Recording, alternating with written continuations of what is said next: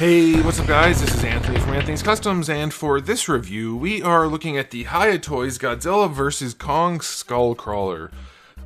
This is basically the same figure as before, but kinda different, sort of. I know a lot of people are paying big money for this, the original release of this guy, on eBay and on the secondhand market, so maybe this is a good thing for you guys if you're interested in getting some of these guys, but it is a different version.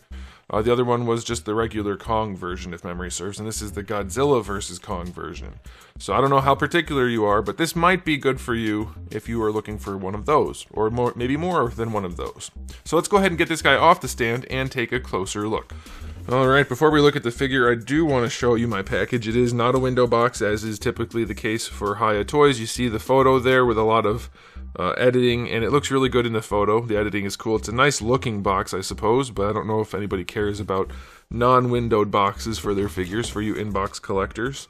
It's fine on the back as well. Mine got totally crushed, but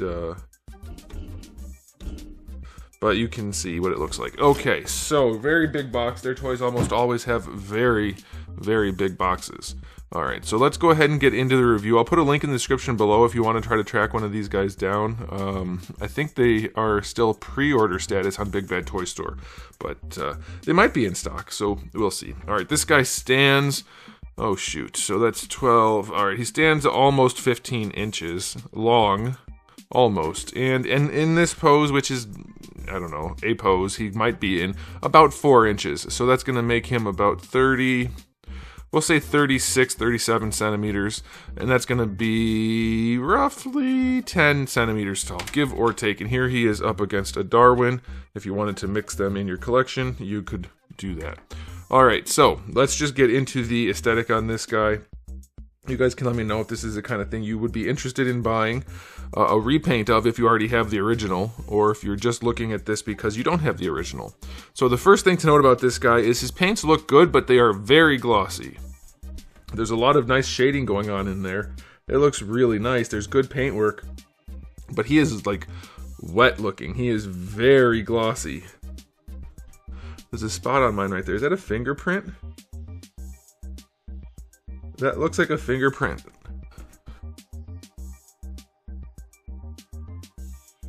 That is, in fact, a fingerprint from assembly, so that sucks. I haven't seen one of those, not like that, ever, on a figure. That's really unfortunate.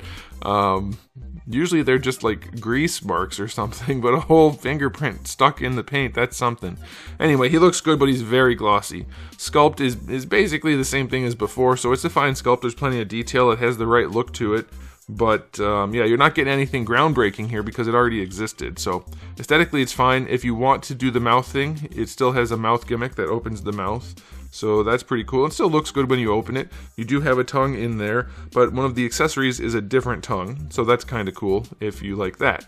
So, yeah, it looks alright. I'm not going to give this thing full-on ratings because it's basically just a reissue. But you'll get to see what comes in the box, at least. So, that's what he looks like.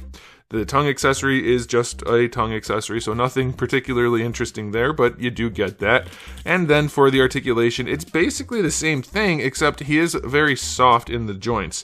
His bend detail still bends nicely, no real issue there. It's a little stiff, but it's a thick piece of plastic, so that's okay. But we have lots of ball pegs in here. I can't get this torso one to move properly right now. I don't know why it's...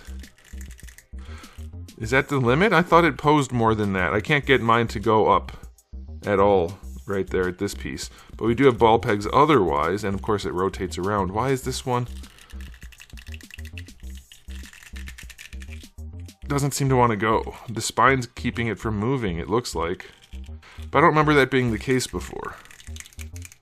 Well, there you go. At least you know that that's how mine is. Maybe yours will be like that, maybe it won't. The neck does have pretty good movement all the way around. Not a ton, but probably enough. And we don't get a ton up here because of this gimmick.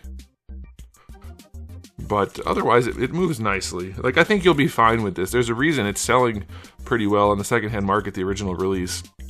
I don't think a lot of really bad figures do that too often. But yeah, the shoulders work standard ball hinge shoulder style. They're not loose, but they are definitely smooth. Like, very, very smooth. Bicep swivel is there. Double jointed elbow. Not the best looking thing, but it's there.